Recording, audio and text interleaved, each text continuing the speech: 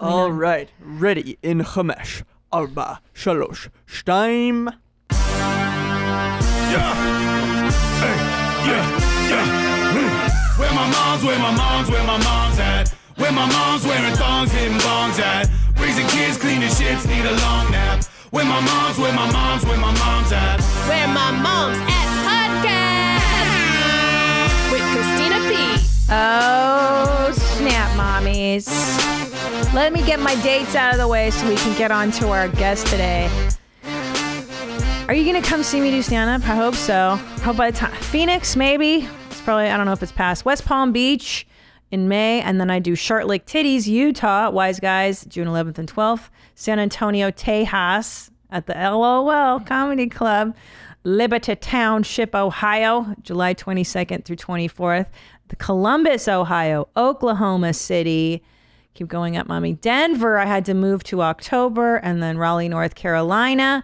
Orlando, Florida. And that's the year, folks. ChristinaPOnline.com for tickets. Try it out. Check it out. Sattva Mattress Company. You've heard me talk about it for years. Why? Because it's something I actually believe in. This company I love. I've slept on their luxury firm king. I now sleep on their Solaire. I've also slept on their memory foam mattress, the Lumen Leaf.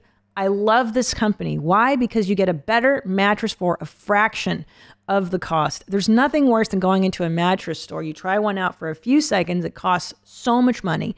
Sattva gets you excellent customer service because they don't have the overhead of a shop, of the salespeople. If you don't like it, you try it for 90 days. They'll take it back. They also take your old mattress away for a nominal fee and set you up properly. It's so easy. The customer service is amazing. Every time we've ordered one, they've just been so on it. And now go to sattva.com/the shit because they are the shit to get $200 off your next purchase from Sattva. SAATVA is the mattress company. Sattva.com/the shit for $200 off. Boom.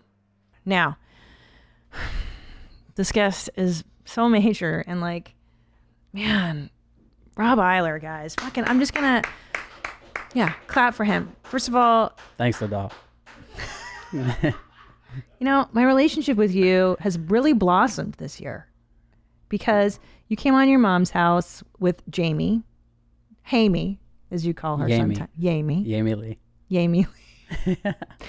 And we, you know, obviously I watched you on Sopranos. You played, what was his name? AJ. AJ. I don't know why I called you JC. I'm so nervous to even talk about Sopranos with you.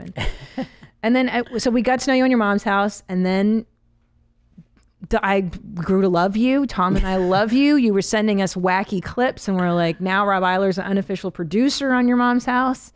And then I fell down your Pajama Pants podcast hole. And now I'm a huge fan of Pajama Pants. That's it. If we go down to one listener and it's you, I'm so pumped, which we're close to. It's such a great podcast. Thank you. Yeah, I love it. I love it so much, especially like having this last year in quarantine and this where like good things felt so good. Yeah. That when once a week we did this, I was like, I'm having the best time. And then getting closer to two of your best friends and then coming to do like, I feel like I've known you for years. We met in like July. I know. It's crazy. Yeah. Yeah, it does. These friendships do hyper evolve in this pandemic year, but also because I listen to you guys every week on Pajama Pants. It's you, Jamie-Lynn Sigler, and Kassem. Does Kassem have a last name? Yeah, it's like Garaiba, but he calls himself Kassem G just to, you know. Kassem G. Yeah. And I love that show because I feel like you have a similar role on that show that I do on your mom's house, which is like we're the topic finders. You and I like finding what's weird in the world and being like, have you guys seen this? Have you fucking seen this? Yeah. And then when first people hear it, they're like, why are you bringing that up? Yeah. And then 20 minutes later, it's like, this is the meat of it, you know? Yeah. Well, yeah, like last week, Rob sent me, you sent me a picture, you sent me a photo with 2 lines of rocks. And you're like, we're doing the rock game. Yeah. Which rock talk. Rock talk. Yeah, it was huge. It was a huge. We haven't even done it on the pod yet. This is just real life. Oh, sorry, I don't. No. I love it. This was just real life shit.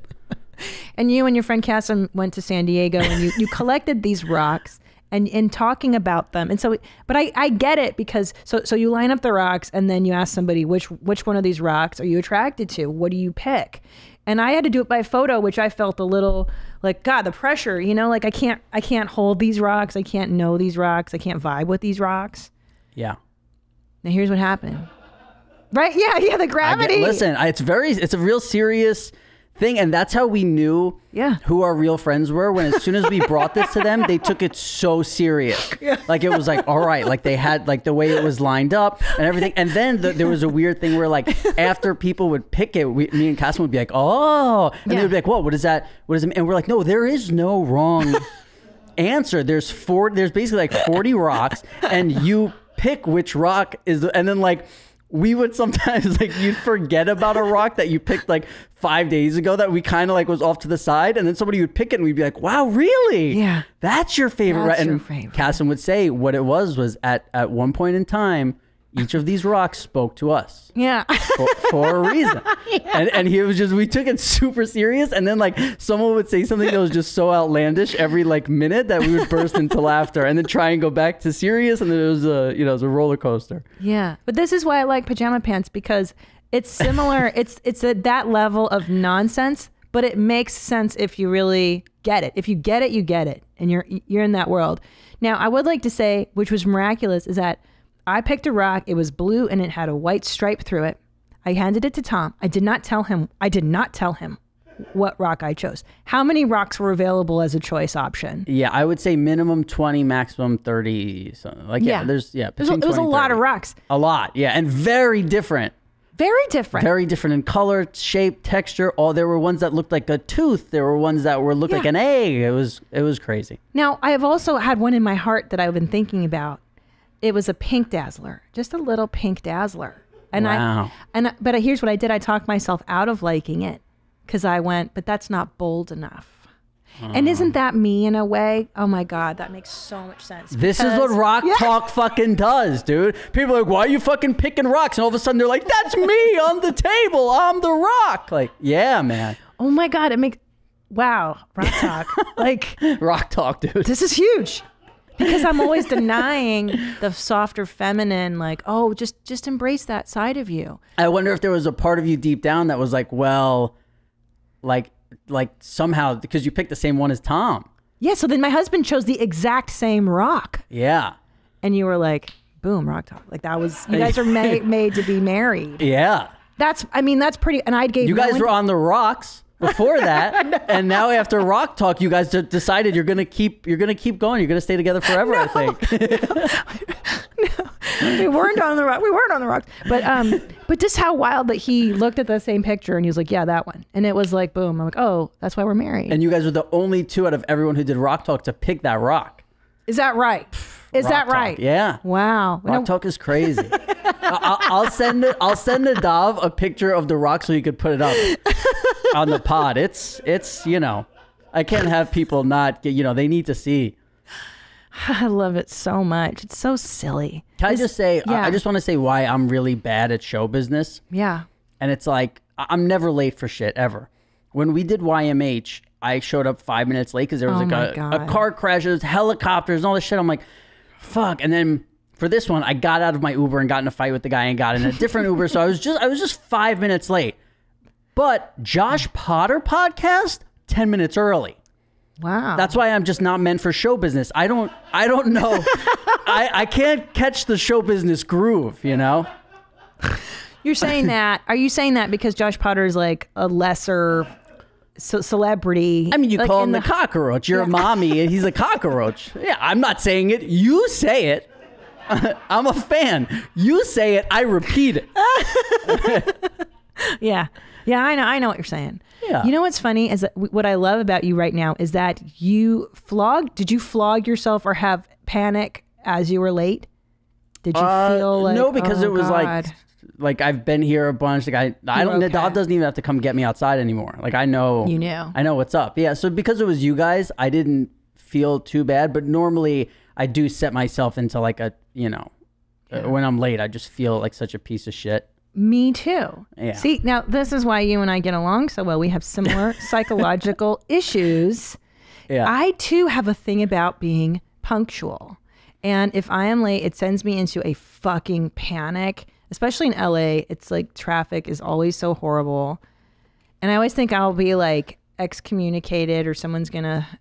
Was that a thing for you growing up? Did you get punished for being late? Oh, no, wait. Before I got sober, I didn't give a fuck. Like, my friends knew that, like, if I said 9 o'clock dinner, it was like I would show up at like 9:45. And I wouldn't even be like, oh, guys, sorry, I'm late. I just thought, like, I thought when you told somebody what time you were going to be somewhere, it was like about this time. An estimation. Yeah, like, hey, maybe I won't even show up, But now I'm very, like, I'm somebody who always gets somewhere like 10 minutes early. Yeah. I want to make it, which if Kassem is listening to this, he'd be like, well, when I pick you up for the podcast, you're not 10 minutes early, but Well, also you're a late riser. So was this hard for you to wake up and?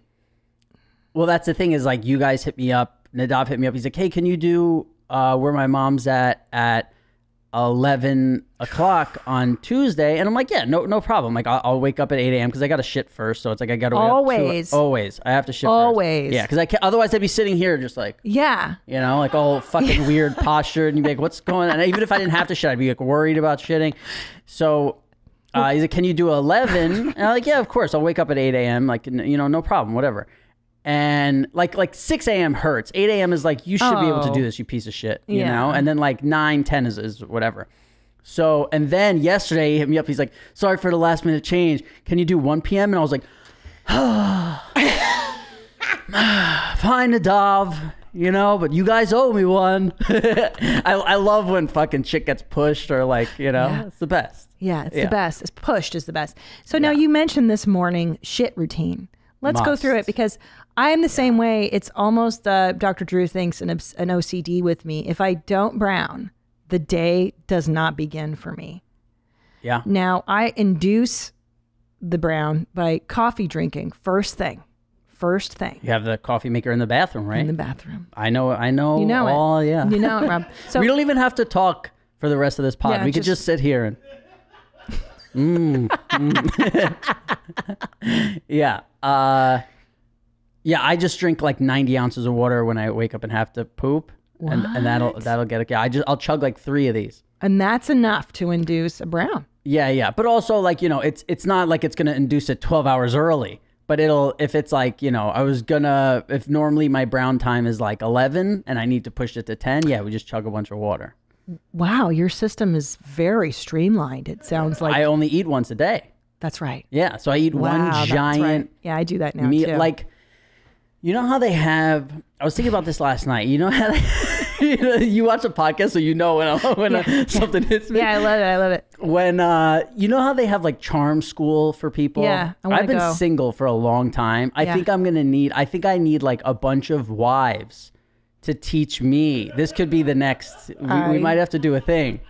Love this. Yeah, because so basically right now what I do is I wake up, I shit, I meditate, I drink a bunch of water, then I work out, and now my latest routine has been I go to Whole Foods and I get a whole chicken and I stand at my kitchen counter eating it like a hyena.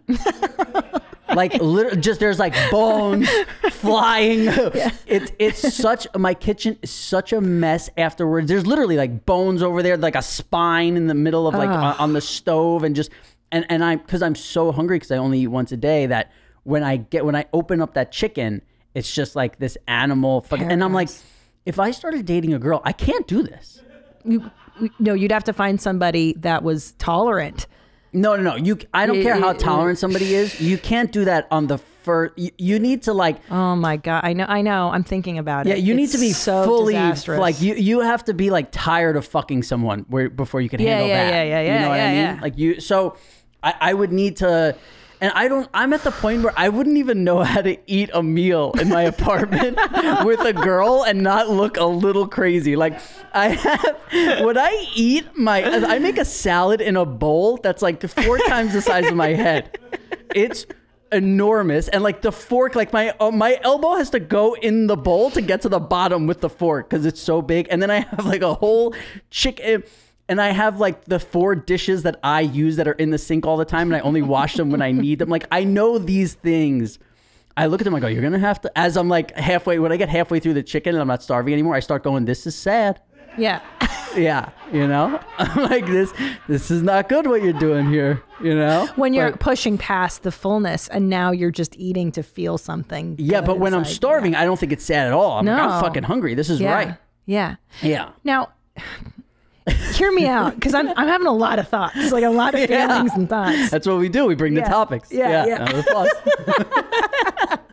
So now it's because I know you and I were on this intermittent fasting thing, which I've done my whole life. I hate that there's a name for it now. Is that right? It's like, it's like when you live in New York City and all of a sudden they name your neighborhood something even smaller than it was. And I'm like, I don't live in fucking Murray Hill. Like, you made that up. Like, a bunch of assholes made that up. Well, it's like NoHo in North Hollywood. I'm like, it's the valley, bro. It's the fucking valley. It just bothers me when like people who have been in New York for 2 years are calling someplace something. And I'm like, no, I've lived here forever. You're from Kentucky. It's not that. This isn't Murray Hill. This is Midtown. Like, maybe, you know, like when I grew up, it was like uptown, downtown, Midtown, West Side, East Side. Yeah. Now it's like every 4 blocks. Like, I remember when I was dating, I told this girl like, oh, meet me on like 33rd and whatever. And she's like, what is that, Hell's Kitchen? I was like, hell, beep, like, end call. I just don't even forget it.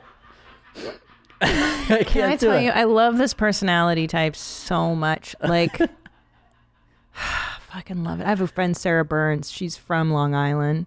And you remind me so much of her. Like that. I just love this personality type. Like the hardcore New Yorker, like you're fucking born and raised. Don't talk to me about what I know. My favorite New Yorker is like the older gay one he's now in his 60s and he's leathered up still. And he's like, back when I was a fag and and he tells you these crazy stories about like leather bars. Yeah. And he still smokes. And he talks about gay people like, oh. Yeah.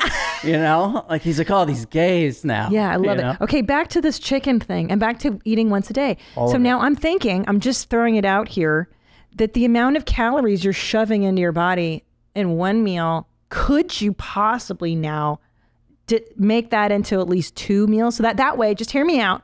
When you do date a lady, you can go to dinner and you could eat dinner. I have a date right after this pod. What? Yeah, I'm just here dropping bombs. Wow. Yeah. Which listen, somebody's gonna hear that and go, this fucking asshole, like handsome, showbiz, you know, that whole thing. But I've only been on, this is only my 2nd date in 3 years. So I'm not this guy who's like, oh yeah, I fucking just, you know, after the pod, I got a date. And I've only been on 1 other date in the last 3 years, but it just happened to be that like the girl lived like 40 minutes from me and this was the 20-minute mark for both of us. But wait a minute. Are you going to eat in front of her because it's middle of the day? No, I won't. Don't you dare. No, unless I don't like her, then I'll be like, hey, you want to go grab something to eat? And then I just don't have to worry about having to let her down. You know, she could just watch what I'm about to do.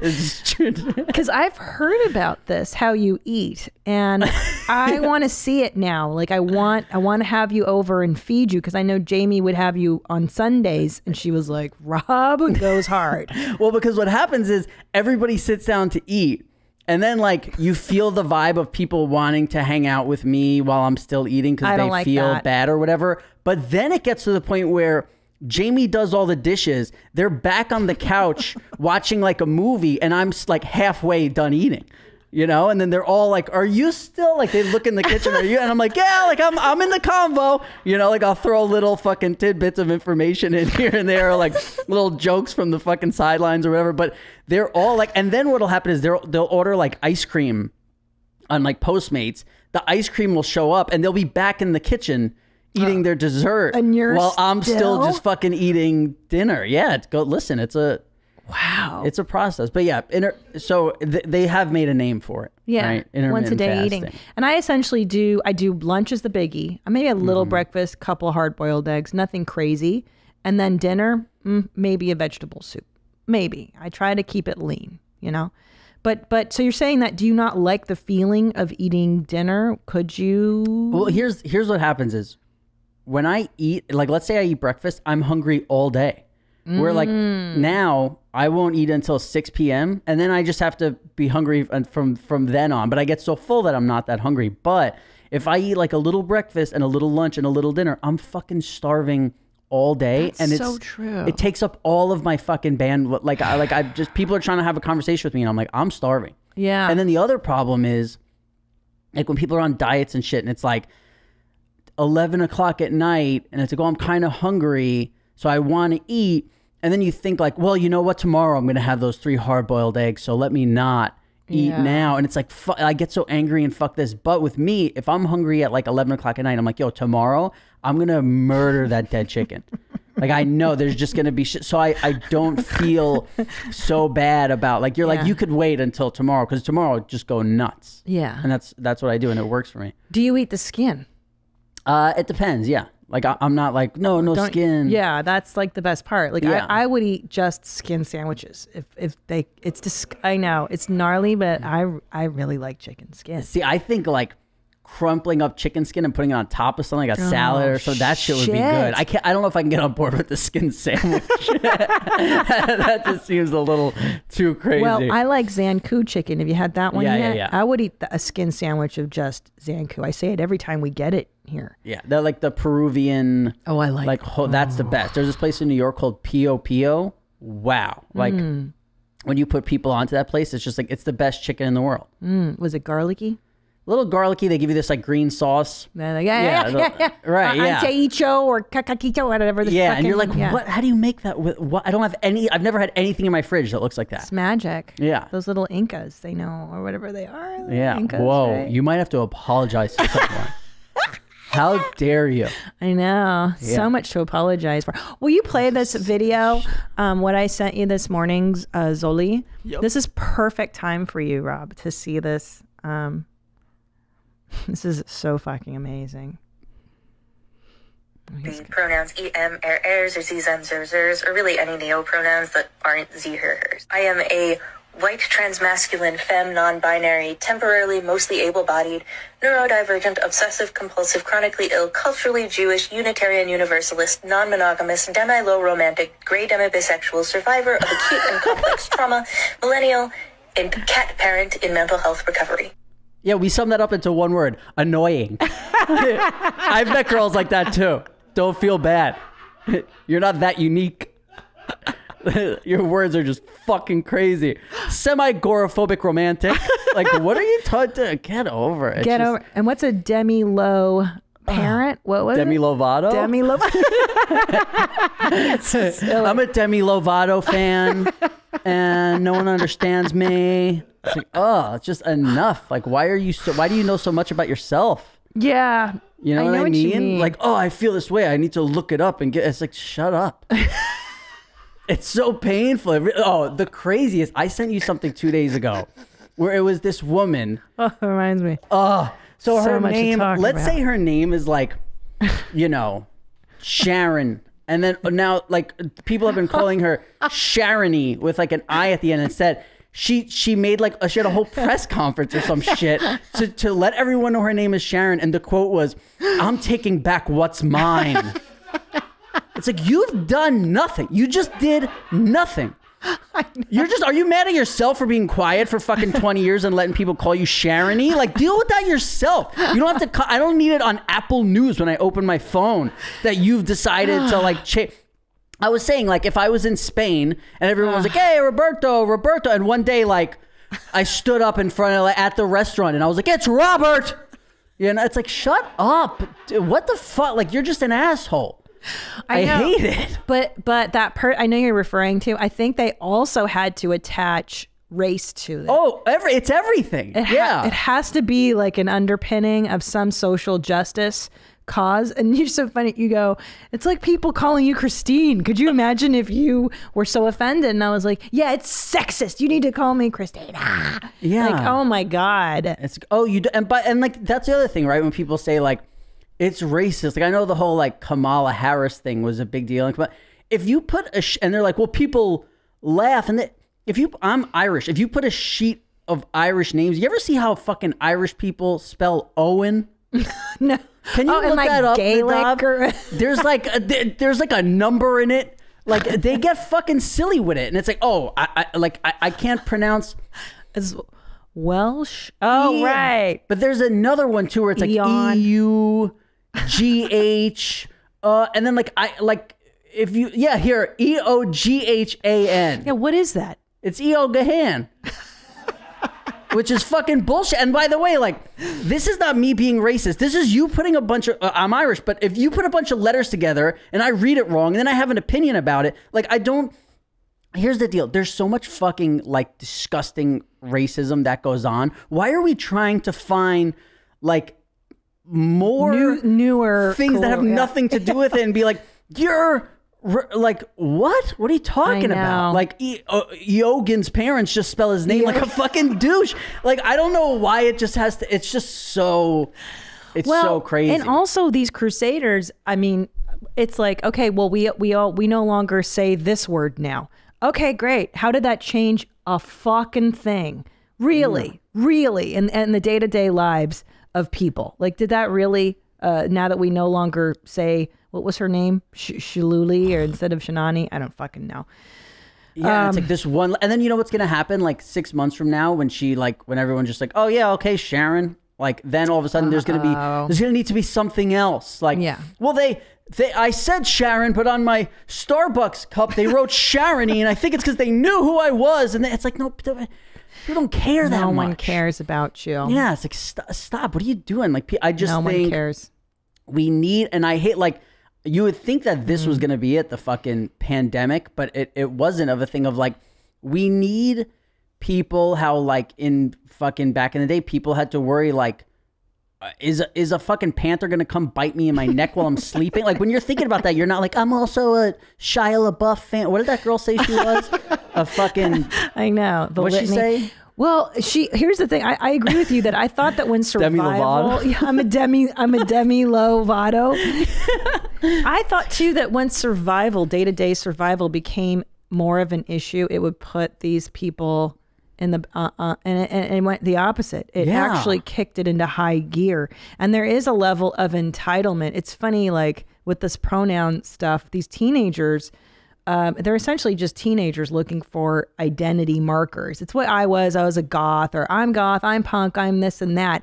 But instead of just being like, I'm goth, I'm punk, and go fuck yourself, it's no. If you don't like what I'm doing, I'm going to cancel you. I'm going to fucking ruin your life. It's like, whoa, what kind of entitlement is that? Like, I get, yeah, dude, whatever. I'll call you whatever you want, but like, don't force it. Don't make other people have to adhere, otherwise, you know, their lives are over. It's wild. Well, it's like you're uncomfortable, so now you're making me uncomfortable. Yeah. How does that? I thought we're trying to make everyone comfortable. Like, doesn't that? It's just fucking... It's fucking nuts. All right. Free stuff is awesome, but free stuff to spice up your bedroom is even better. Select almost any one item for 50% off, and Adam and Eve loads on the free stuff. AdamandEve.com. I've been going to them for a million years to buy fun, spicy things to spice up the marriage, to get the juices flowing. You must make it exciting, and Adam and Eve gives you all the tools to do so. Enter offer code WMMA at checkout and get 10 tantalizing free gifts, a sexy item for him, a special gift for her, and a third item you'll both enjoy. OMG, what is that? And 6 free spicy movies plus free shipping. And I know you're saying to yourself, but Christina, I can't order something from a site like that. The box will show up, it'll say dildo inside, and my neighbors will know I'm a derelict. Don't worry, it comes anonymously. There's no way that people will know what's in the box. So that's WMMA offer code WMMA at checkout at adamandeve.com. June Shine hard kombucha is so insanely delicious. It is better for you alcohol. That's right. It's made with real organic ingredients. And unlike other alcoholic beverages, they are transparent about every ingredient they put in their products. It really is better for you alcohol.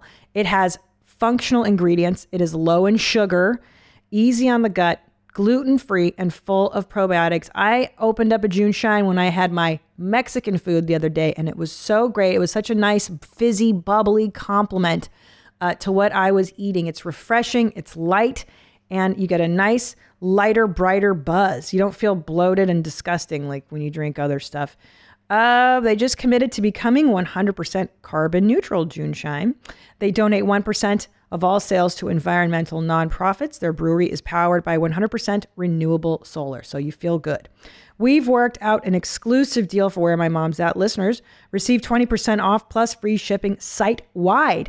I recommend trying one of their best-selling variety packs. It's a great way to try all their delicious flavors. Go to juneshine.com/WMMA or use code WMMA at checkout to claim this deal. That's JUNESHINE.com/WMMA. Juneshine can also be found in over 10,000 stores across the country, including Whole Foods, Safeway, Kroger, and Publix.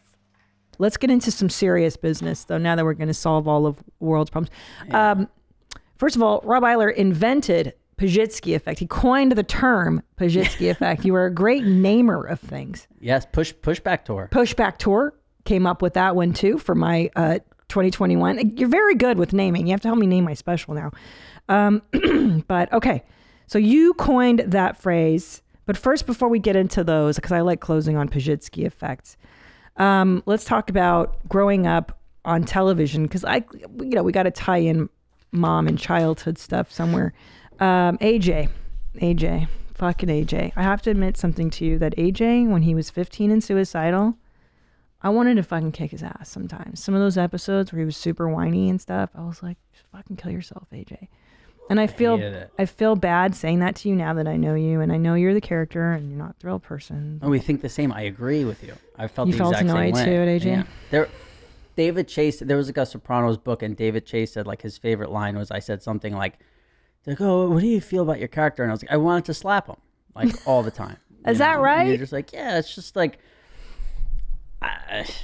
it's hard to remember now because it was like 15 years ago, but I remember that feeling of being like, what is this fucking guy? So there was a time where the guy, one of the writers of Sopranos, Terry Winter, we had him on, and he created like Boardwalk Empire, awesome guy. He wrote like Wolf of Wall Street, such a great dude, so funny, everything. But there was a scene where I was supposed to be basically like suicidal. Yeah. And he came in to, like, right before we shot the scene, he came in and, like, I'm sitting on the bed, and he sat on the bed to talk to me about, and he goes, when, like, you just don't understand why things are so bad, that, like, you don't understand why you're on the planet. Like, why are we here? Why? And as he's just talking about that, and Julian, when he stopped talking, I go, Terry, I'm 22 years old. I grew up broke as fuck. I'm on the #1 TV show, and girls want to fuck me.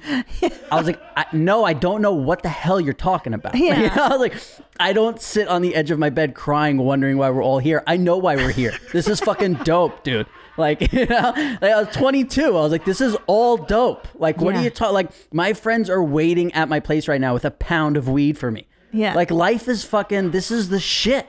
Like, what are you talking about? And then, like, he was like, oh, I didn't say all that at the time, but yeah, he was like, okay, yeah. So it was, there were times where you were just like, I don't know what the fuck this guy's whining about. And then you get older, and you go through fucking shitty times or whatever, and you realize things. Yeah, but as a kid, I was like, oh, this guy's just a bitch. Like that part where, when AJ did become a whiny teenager, I was like, God, now I know why people hate teenagers so much, because he was such a little fucking. When you tied the rock around, and that was gnarly. Hey, rock talk. Maybe that was your favorite rock. Bringing it back full circle. I'll never forget. That was, oh gosh, poor AJ. Okay, but anyway, I wanted to talk to you about growing up, working, essentially. Like, not only that, working a very public job. So how old are you when you start working as an actor? So I was 6 years old walking down the street with my dad. And my manager, who's still my manager today, 30 years, who's like the fucking greatest guy. Like he's one of the reasons I think I'm still alive, like him, David Chase. There's a couple of people where I'm like, I'd probably be dead. But he saw me walking down the street with my dad, and he told my dad, like, hey, your son should, they didn't know I was going to be fucking 5'7", but they said like, oh, you should be a model or a fucking actor or whatever. And then, when I stopped growing, they were like, let's stay with the actor thing. Well, you're very photogenic. I mean, the camera loves your face. Yeah, you guys have no idea what she's seeing right now. No, in person. I mean, I look at because I look like Bert in person. Like, Jesus. But some people have it where you're like, oh, like the way that your face is shaped or the shape of your nose. The camera just likes that, loves that. That's great. You're lucky. Shit. Yeah. So 6 years old. And what's your first gig? And how do you even know what you're doing at 6 years old? Kind of like I was always kind of like it goes back to like childhood stuff, but sometimes when like, in therapy you hear like, sometimes when people are like sad around you, you want to make them laugh and like be this kind of fucking like you have this like, it seems like this like entertainer bug about you because you're trying to be like, hey, let's not all be so, let's not be doom and gloom over here. Yeah. But so I started like there was a feeling of like, I remember there were like, me doing like singing songs in the living room of like, one of the first auditions I went on was for Toys R Us. And this is to give you a sense of like what my mom was dealing with. But I was Toys R Us, and all we had to do was go and like sing the song, and they like went do it, and they're like, yeah, okay, we're gonna do a callback. It's down to you and like 3 other kids, but we like you. If you just nail this callback, you got the role. So I'm like, okay. We go, I don't know if I'm 6 or 7 or whatever. And they go, okay, we just want you to sing like, I don't want to grow up.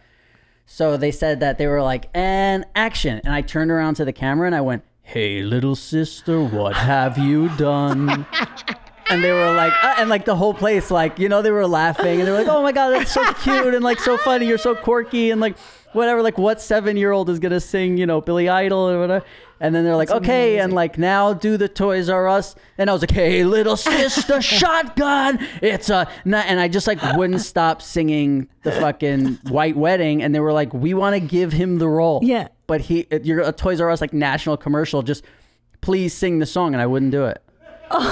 Yeah. So again, it goes back to like the Josh Potter showing up 10 minutes early for Josh Potter and 5 minutes late for YMH. It's like, I just when you think I'm gonna the sabotage always has to be sabotaging. Oh yeah, even at 7, I was sabotaging myself. Knew it. Yeah. God, that's so funny. And so who took you? Your father was there, and was he? No, so my dad was not around. Mostly my mom was, so she was always taking me, and like my grandma. Like there was a weird. I kind of grew up in like in the beginning, like I think my mom and dad tried to work it out, but they were like 18 years old, living in New York City. Like I look back now to when I was 18, I'm like, how did they even?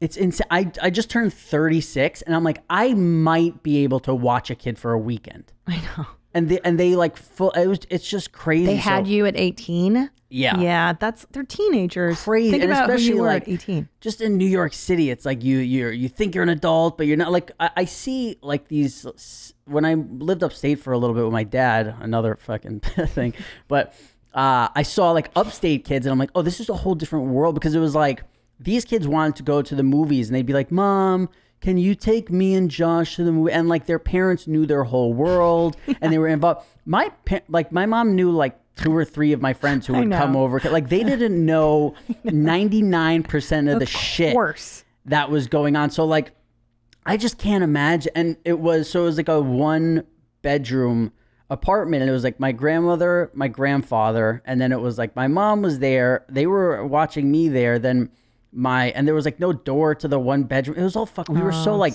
broke, and like my uncles would be in and out. My great grandmother would just be at the window like all day smoking cigarettes. And she had, in a cartoon when somebody hits you on the head and that lump shows up, she had one of those lumps on her head that I've never seen since. I don't know, but she always wore like a babushka to like cover and then sometimes you'd see it and be like, yo, you see fucking Nanny's lump? And it was crazy. Like it was always like, oh my God, it looks just like it did in the cartoon. Well, what was it, a tumor? I don't know. I think one day she was being bad and somebody was like, bop. It gave her a little bonk. And she had this like thing on her head, and she always wore something to cover it, like one of those like think that like people wear to play tennis, like the workout shit. She would wear it, but like around her head like this. And it was like, you think she went to the doctor ever, or was it completely just cover it up? It'll go away. Yeah, I don't. I know my grandfather never went to the fucking doctor ever. It's weakness. You're a pussy. He had a hernia for like 17 years. It was like popping. He would have to like stand up at dinner and pop it back in front of while people are like cutting up chicken parm, and it was just like, yeah, that's part of the fucking that's pop. My favorite story about my grandfather is we were at Thanksgiving dinner. First of all, just walking into the restaurant, my grandfather. So my friends have a restaurant downtown that I was like a part owner of, and they go. It was attached to a nightclub, so it was all like beautiful girls all the time. Perfect. So we walk into the restaurant, and there's two like hostesses at the stand. Is that all right to say these days? I don't know. How dare you? Yeah. What would you call it? Restaurant front person worker? Them they? Yeah. And we walk up, and my grandfather looks at me, and he looks at them, and he goes, "These two aren't as pretty as the girls down at the last restaurant you took me to." Yeah. And I was like, and the worst part was they were kind of pretty. And I was like, you just had an 80-year-old dude just fucking rip you. Like, he just ruined Thanksgiving. Yeah, ruin your You fucking might be day. okay by Christmas. Like, I don't even, and I was like, I'm so sorry. He's old. And then they were like, oh, it's okay. So they walk us to the table. When dessert comes, you know how they bring the sugar packets on the table for like your coffee or whatever? So we just had Thanksgiving dinner. My grandfather takes the sugar in the raw, the brown one, and he folds it up and he starts picking his teeth with it while like, and this is like normal for Pop, right? I'm like, yeah, whatever. Picking his teeth. He finally is done, and there's like, you know, turkey grizzle on the fucking everything, and he puts it back. No. With the rest of the sugar. No, bro. And I'm like, Pop. I'm like, what are you doing? I'm like, somebody else. He's like, fuck him. Like, my grandfather was wild. My sister called my grandfather Wild. using hand soap as toothpaste. And when she said, what are you doing? And he looked at her and said, it's all the same. Like, my grandfather was, I love it. Nuts. He's was my he favorite. Foreign or is American born? No, I'm pretty sure he was born here. But like, my grandfather's stories, like, I remember I took my grandfather to California for like the Emmys, and he was like, oh, I've been to California before.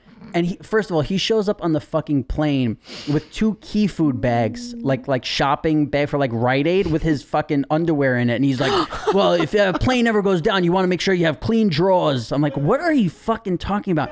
Then the fucking, the maid at the hotel threw away his underwear because it was in a garbage bag basically. And he claimed that she stole it.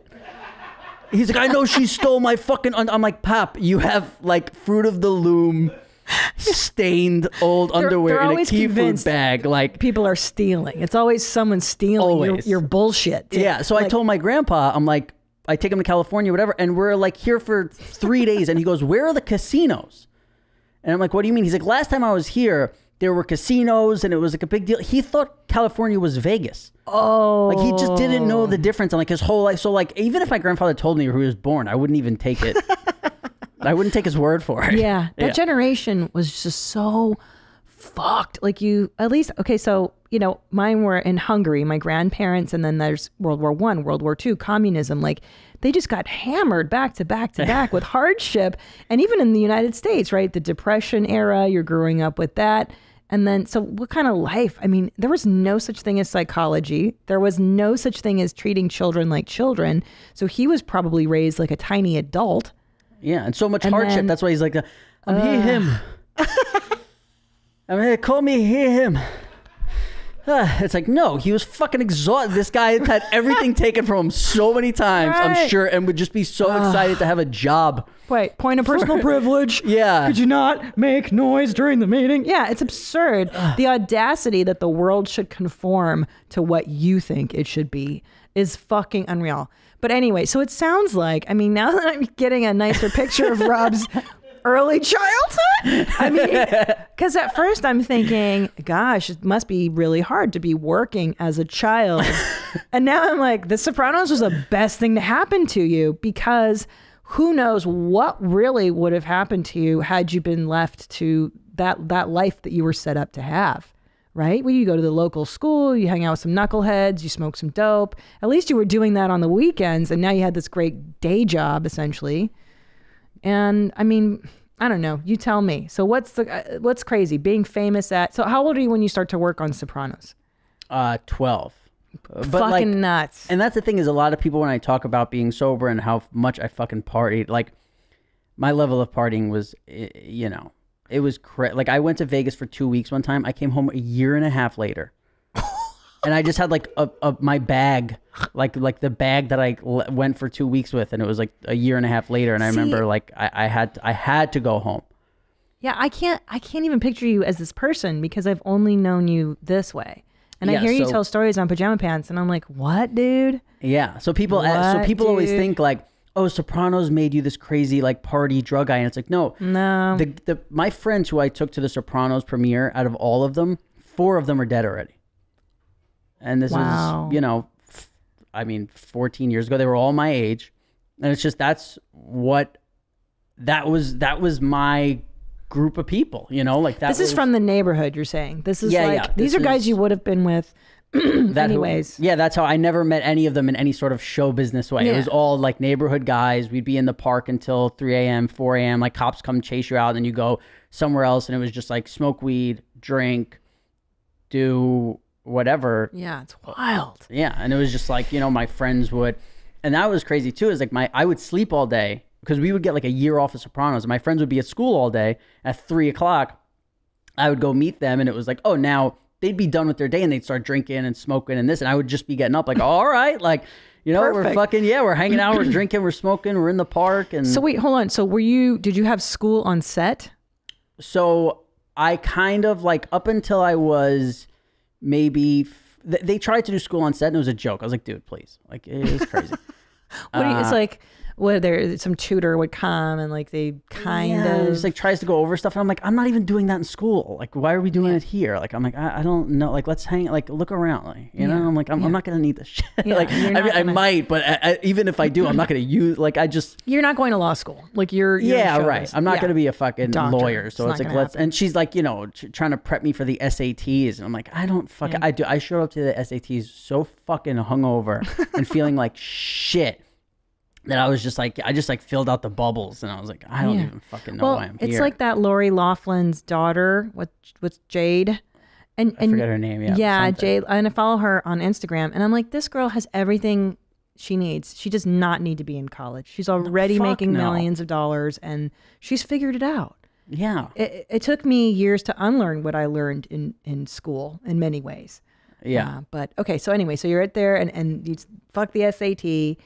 And so you start working at 12, like and this is like puberty. Well, I started working at 6, but Sopranos was 12, but I was doing like AT&T commercials, IBM, Pizza Hut. Like, I got a lot of. Dang, and back in the day, you made some scratch, right? Yeah, it was all right, but it's also like, listen, I'm not trying to fucking complain, but just once you pay like, you know, your taxes, and then I had a manager and an agent, so they got 25%, and then my fucking taxes was like 50%, and then by the time, like, you know, it wasn't like I was making a killing. Like, obviously Sopranos, I did very well. Yeah. But those commercials weren't like anything great, because then you're spending some of that money on certain things. But like, my mom was really like, my mom handled my money very well and knew of like, we're not, because I think she knew how the family was, where it was like, once we took dime one, then the family would be like, hey, you know, we have this piano in storage, and then you're like, what? Like, yeah, we need Robert's money to fucking keep it like.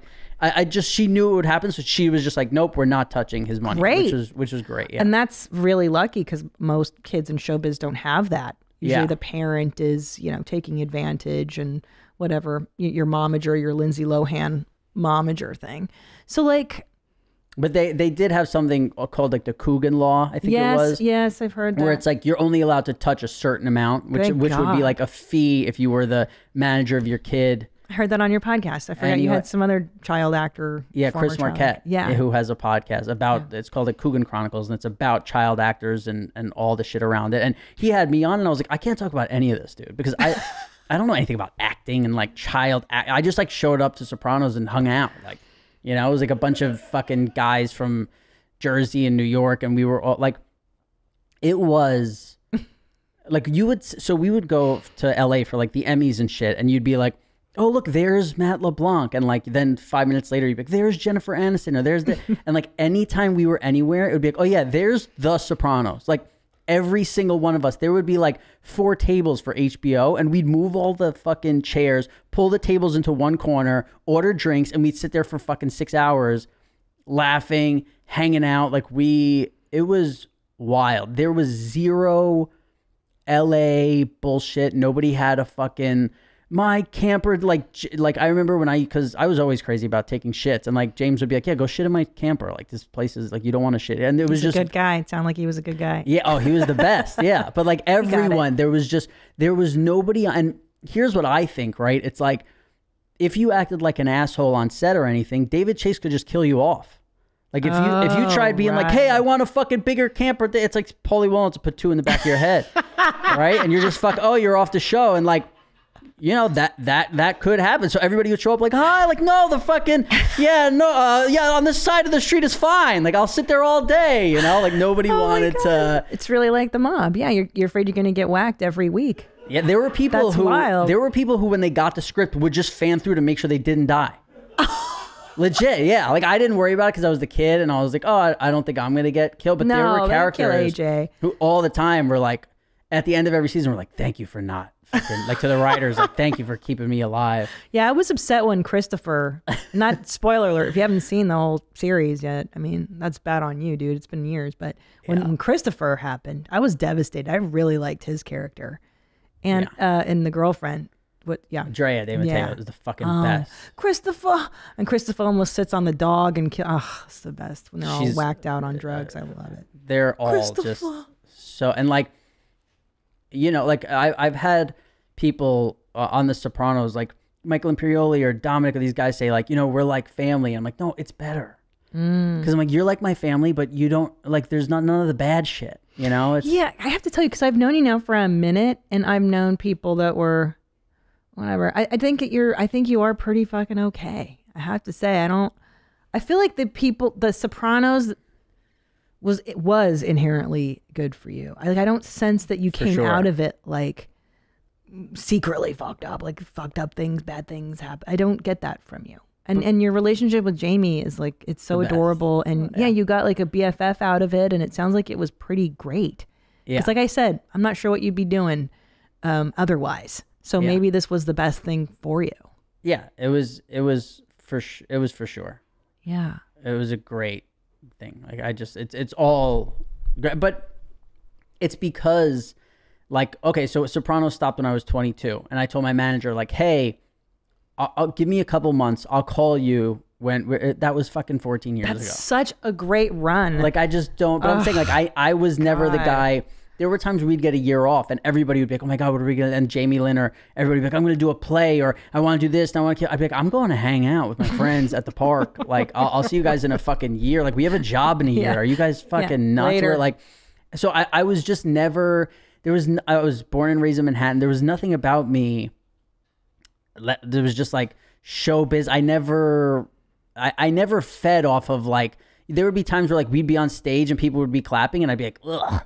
Yeah. You know, it wasn't like that. So where some people do that, and it's like, it feeds them, and they're, and the same thing with like red carpets and shit. It's like, unless it was Sopranos or some shit, I would just walk right by, and my friends would be like, yo, what are you doing? Worst. Like, why don't you fucking get on here and talk to fucking Extra on this? I'm like, why do I want to fucking cares? I love skylight frames. I have one on in my kitchen now. The kids love it. They go nuts because it rotates pictures of the whole family, of grandma and grandpa, people we can't see right now because of COVID.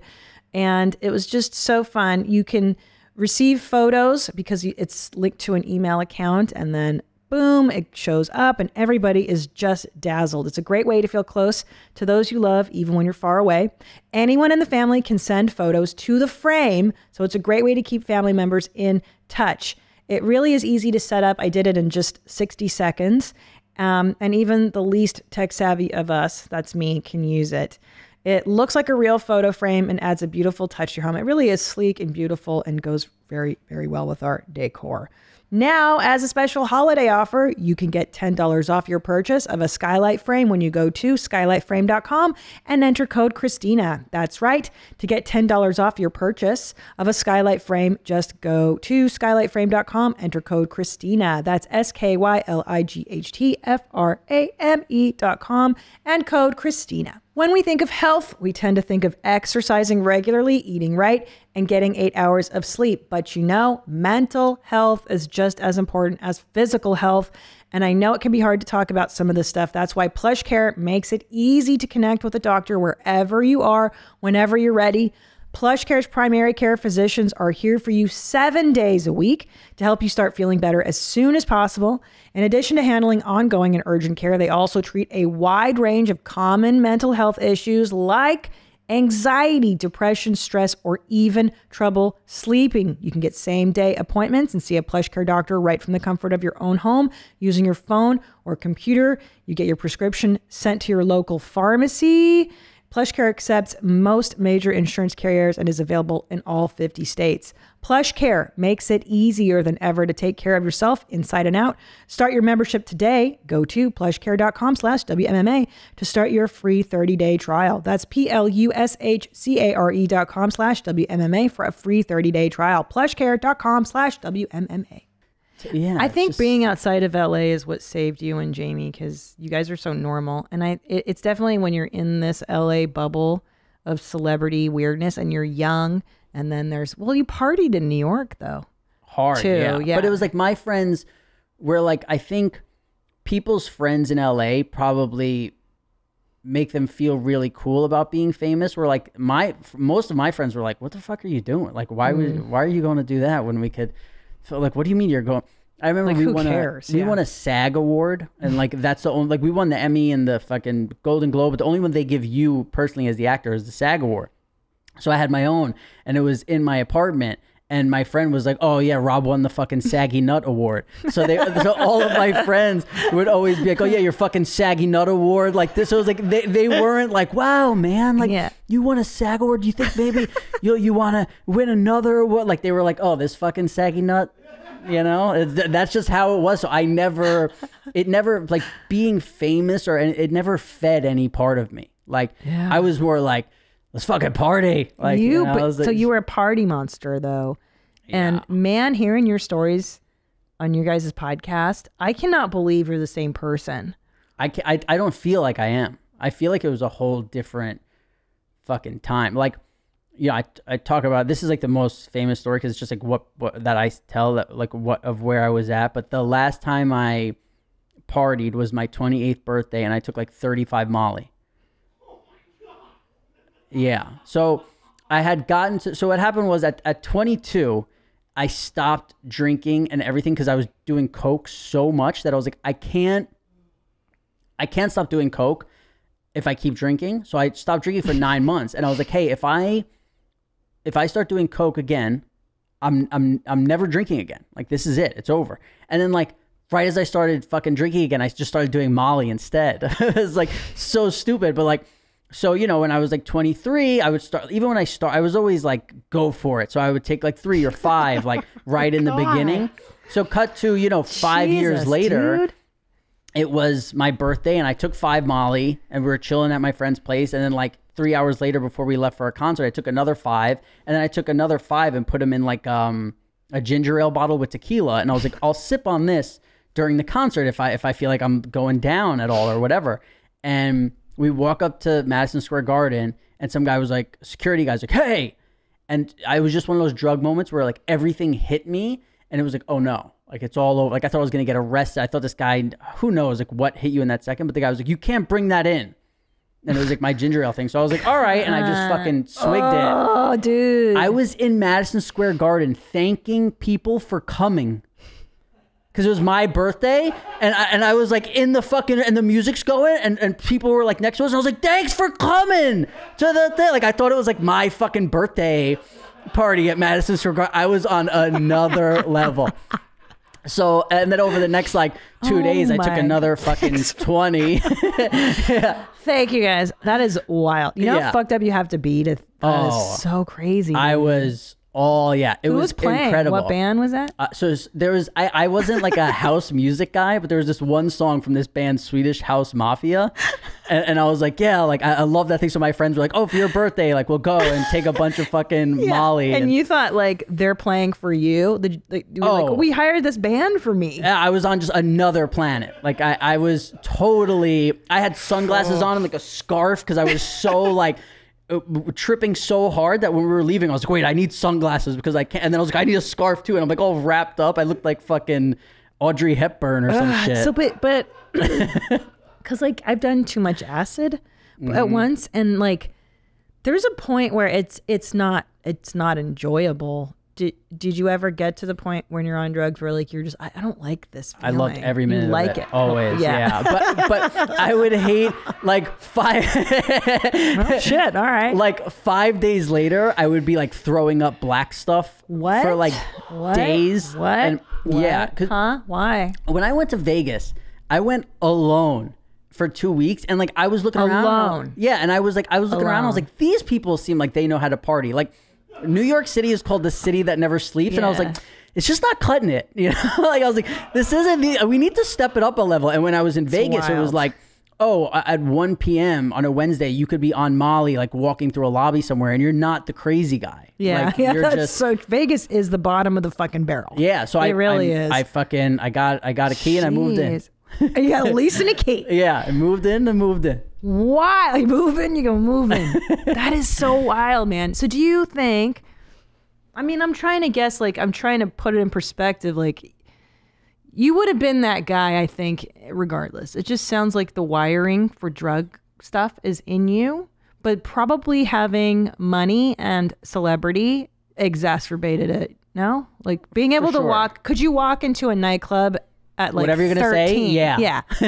Yeah. And then they're like, hey, it's fucking AJ from Sopranos. Oh shit, boo, you want like an 8-ball, you want this and that, and you're a kid, and they're like, here's drugs, here's alcohol. Yeah. And then so it was more like 16, 17, but once I got arrested and I had weed on me and everybody heard that, then they knew, like, that was the green light to be like, oh, give this dude, like, this dude's not gonna rat you out, like, he fucking, you know. I was on like the cover of the Post and like handcuffs with fucking it was so bad at the time. It was fucking brutal, but now you look back and you're like, and then again, like, that was something that I think helped me clean up my fucking act of like, oh, there's part of this fucking insane world where like I'm gonna be responsible for everything around me too. Like this, it was just a weird thing, but also like, listen, I'm not trying to compare my fucking story with anybody who did time, prison, jail, whatever the fuck. I was locked up for like, I don't even know, 24 hours, 36 hours or some shit.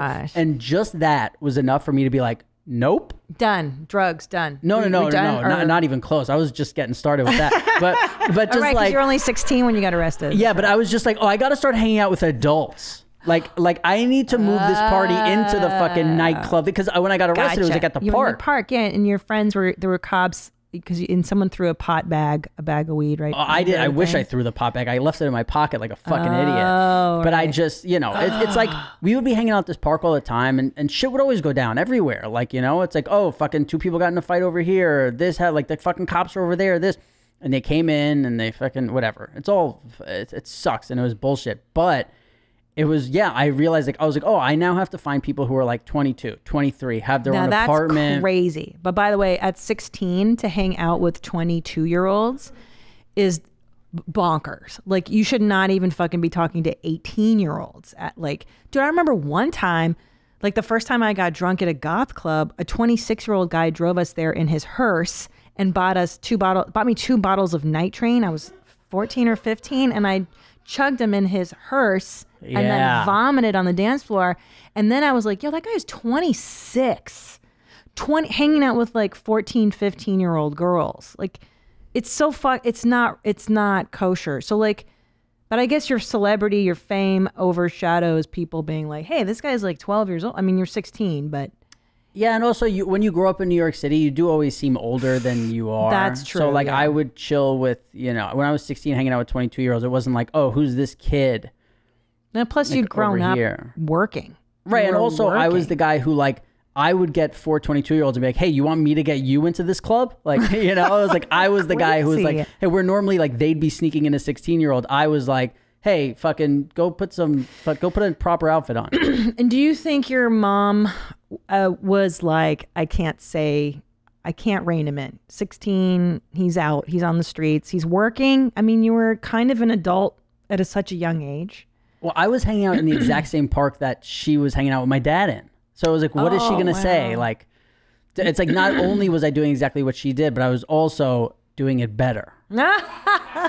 Much better. You heard. No, but yeah, I had, you know, I was making fucking money. I had a fucking job. I was like, I never showed up for work late fucking ever. Like I was always, but it was, then David Chase had a thing where he'd be like, hey, listen, we're taking the next 9 months off. And I would just, I would fucking crack a Heineken when he said that. And then like, I would come out of the fucking rubble when he was like, all right, here's the first script of the season. And I would just go insane. Yeah, it was just how much can I party in this time? And it never affected my work. You know, there were like my 21st birthday, I showed up like, you know, I went to Vegas. I showed back up with like no voice. And another time, like I showed up late because we were on location, drunk filming somewhere, and I got drunk the night before. But it was like I was in the background. Like, yeah, it wasn't a big day. It was a wedding with like 200 people, and I was like, they don't even see me. I was like, fuck it, let's have a little fun. No intense scenes with Edie Falco that day. You could, yeah. I always kept work very like, if I had to work on like a Friday and it was my friend's birthday on Monday, they'd be like, you coming to fucking Lot 61 on Monday? I'd be like, I can't do it. Because I know, like, I'll just be fucking waking up on Friday, you know? It's like, I kept it very, like, I would, like, 8 days, sometimes 7 days, whatever. I wouldn't party if I had to work. Wild. So how did you straighten your life out? So after that 35 Molly, it just was a thing where, like, I had a birthday dinner the next week. Like, I think it was 6 days or 7 days after that. And I remember being like in the back seat of a car, like in the fucking fetal position, like throwing up. And I was like, I can't eat nothing. And I went to the doctor, and the doctor was like, when's the last time you had a fucking vegetable? And I was like, in like chicken fried rice, they put peas in there, you know, like sometimes, and that, but like otherwise not. And he's like, go, because I hadn't eaten in like 5-6 days. Like I just couldn't keep anything down. I would like eat something and throw it up immediately. It was fucking crazy. And he was like, go to this juice place and drink this green juice, which to me he was like saying like, go like kiss this guy, you know? Like I was like, so not into it. Yeah. Like I was like, oh yeah. Like, all right, sure, doc. Like, and he was like, trust me, like, if you want to feel better, like he's like, your body, and he started telling me all this shit. And I'm like, all right. So I went to this fucking juice place. He's like, get something easy with like apple and fucking, you know, whatever. And I remember drinking that juice. I remember right where I was, and I was like, I feel like I'm high. Like I was like, my body was like, holy shit. Yeah. What is this?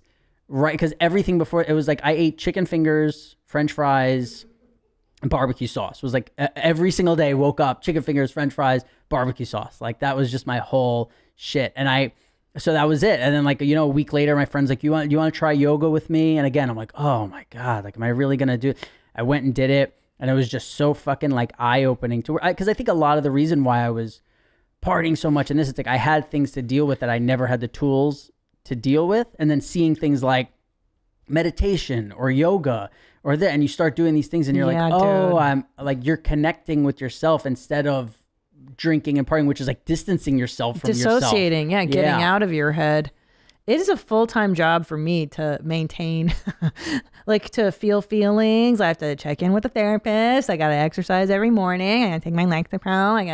I gotta, it's, you got to. And then there's times still where you're like, it's just the right thing to say. Just say it right now. Yeah. And you're like, well, I hear what you're saying. Yeah. You know, and like you have to do these certain things where like I'm fucking terrible at it. But and then there's other times where I go, hey, I know life would be easier if I could just be this way. And then I'm like, you're not that way. You know, like don't fucking give in, you fucking pussy. Yeah. Like don't just say, like there's times where I'm like, hey, you know, like I feel like I'm right, but if I just say I'm sorry here. Yeah. Like, and then there's certain people, like if I thought I was right with Jamie-Lynn, and just, I'd be like, oh, okay, I'm sorry. Like I can do it. But then there's just other people where I'm like, no, like, you know, I can't, I refute. There's certain people where I go, and that's why this is take it full circle back to my wife boot camp.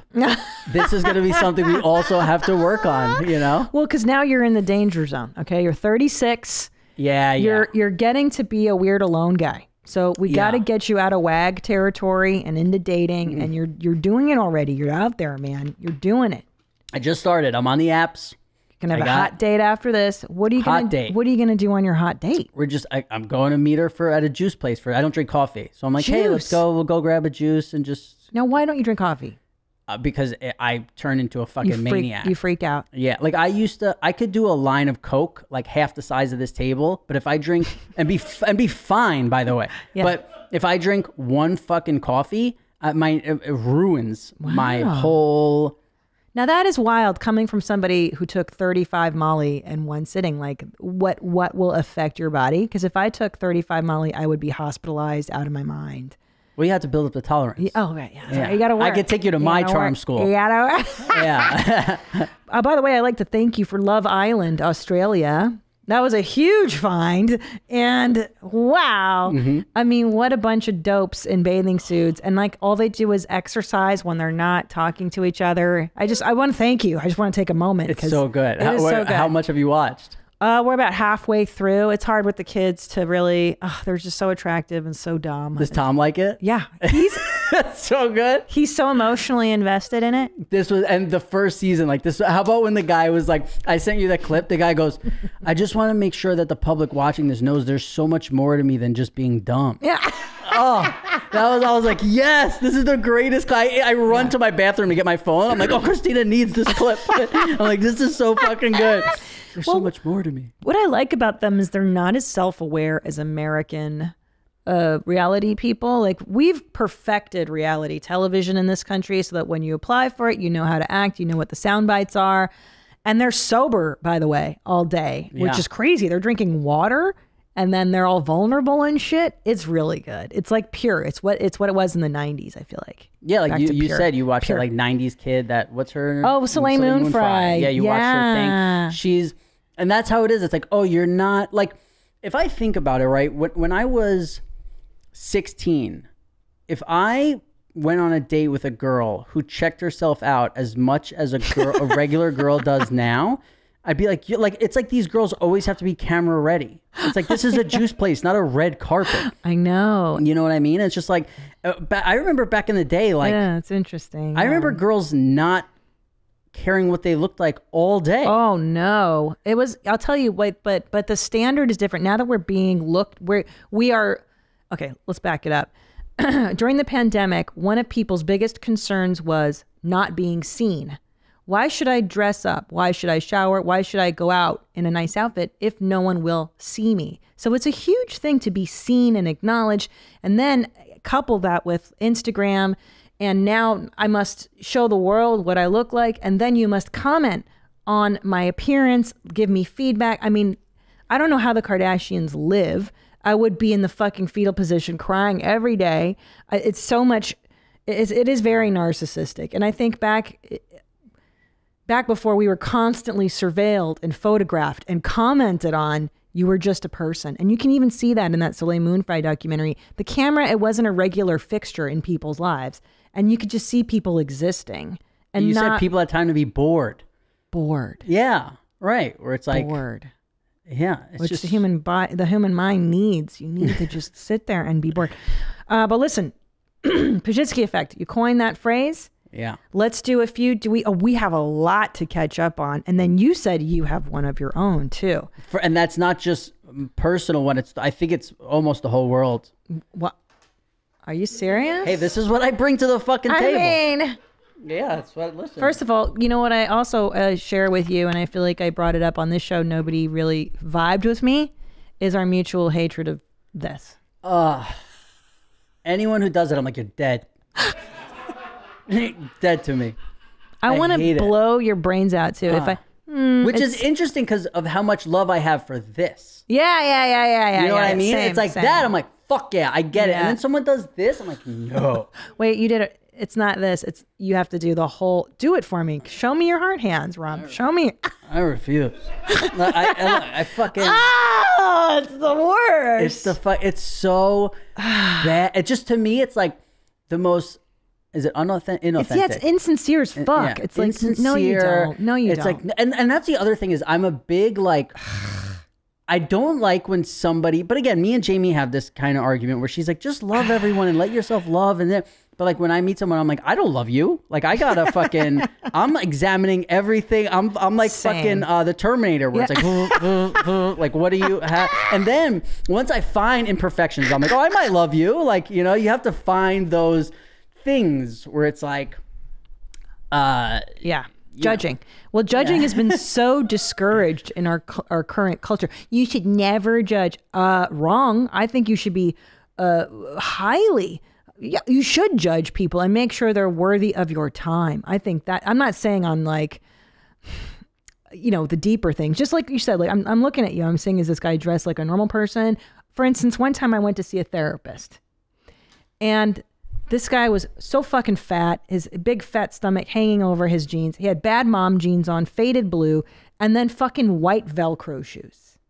And I said to myself, this guy doesn't even know how to fucking dress himself. How is he going to teach me to think right and be right when he doesn't even know how to present himself to the world? So that's a judgment, and that's good. And I left him. I said, fuck him. Yeah. Because he wanted me to do like role playing things, and I'm like, I'm not an actor. Don't make me do all this. Let's stuff. role play like you know how to tie a shoe. You fucking jerk off. You fucking jerk off.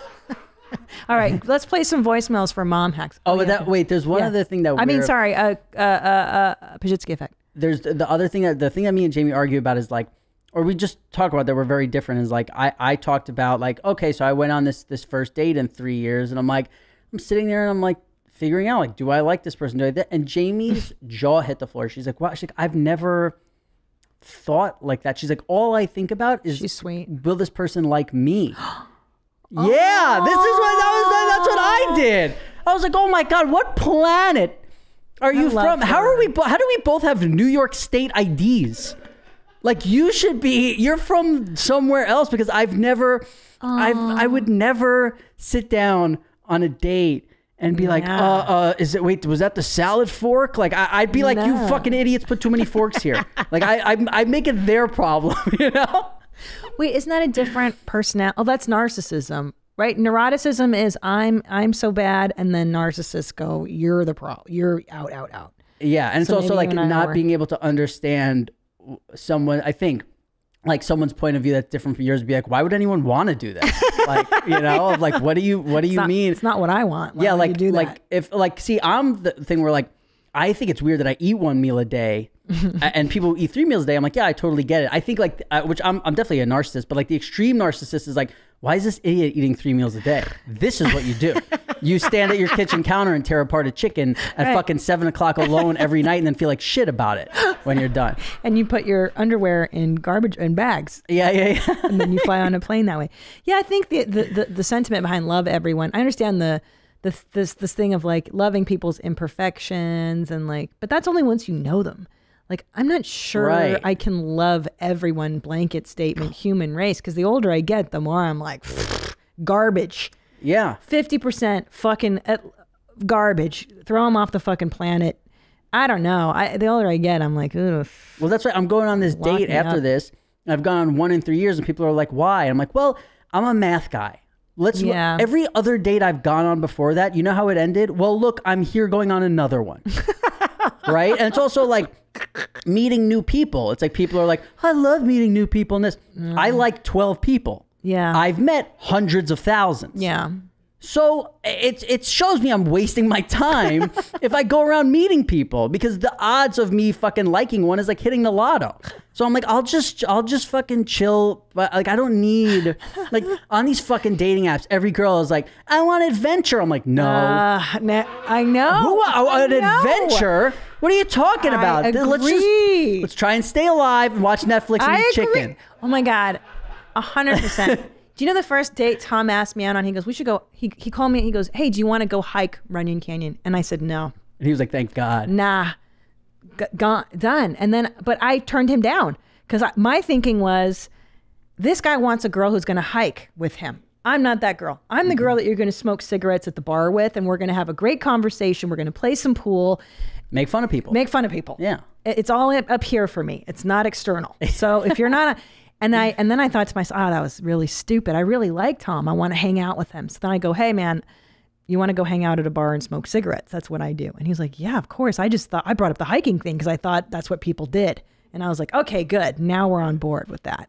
Yeah. But yeah, that should be on your dating profile. It's like, I don't have adventures. Yeah, I don't want to fucking travel. I don't want to, I like doing the same shit every day. I like routines, consistency. I like stupid reality shows. Yeah. Tell the truth. Oh, I do. Yeah, I'm not into any of the shit that you want me to be into. But I have a feeling very few people are that forthcoming and honest that if they saw it, they'd be like, yeah, dude, I don't know. What do I know? I'm not on fucking. Well, I think people have the fear of like, I'm missing out on something. I want to find a girl who's so fucking boring. I really do. But she's like, I'd like her to be hot, but it's just boring as fuck. Like fun to be around, but isn't like, oh, when I was in Machu Picchu. What? Like, what is that? I hear all these fucking girls talk about Machu Picchu. Oh, it's spiritual. What is so stupid? Oh, Machu Picchu. Can I tell you, Tom's been wanting me to do that Machu Picchu shit for 15 fucking years. I don't even know what it means. I would kill myself. Rob, first of all, you have to take a fucking train to Cusco. Okay, first of all, I got to go to Peru. Now and then Lima. Now I'm gonna take a train to Cusco, and then you have to spend a day or two there acclimating because the altitude is so high that you vomit and get sick right away. And then someone gives you cocaine leaves to chew on. Well, now now we're talking a little bit. Okay. Yeah. And then after 2 days of vomiting on cocaine, then you can climb the fucking mountain and see some rocks that somebody put down. I mean, I would rather die. I have a mug in my house. Good enough. It says Machu Picchu, the mug. Yeah. That's all I want. I've had people say to me like, oh, like, 10 years ago or whatever, back in the day when it was like, you want to go to the Super Bowl? Like, we'll fly in Saturday. You go to the Super Bowl. God. You leave on Monday morning. I'm like, that sounds horrible. I'm like, why would I want to leave my apartment to go be involved in a bunch like with flying and flying? When people say, do you want to fly somewhere for 48 hours? No. Hey, no. I'll tell you right now, all my friends, no. I don't know. There's nowhere where you could say, hey, you want to go here for 48? Unless it's like a time machine back to where I was like doing coke and banging chicks. If somehow I could do that and not feel guilty about it, yeah, let's go. I'll hop in the time machine for 48 hours of that. Otherwise, Machu Picchu, like a train to Lima. By the time I got to Machu Picchu, I'd be hoping that they had guns there. So I could just blow my brains out. Like, sit on a train. I could watch. And that's what my friends used to say too when I would party a lot is like, how come you never travel and go anywhere? I'm like, I could go to the bar on the corner and be wherever I want. Yeah. I could just go get fucking wasted and you're everywhere. You're on the moon, bro. Yeah, you're fucking hanging out. Like, what's better than that? Well, I want to go hang out after not hanging out on a train and a plane and a this for fucking... I just want to hang out. Yeah, same.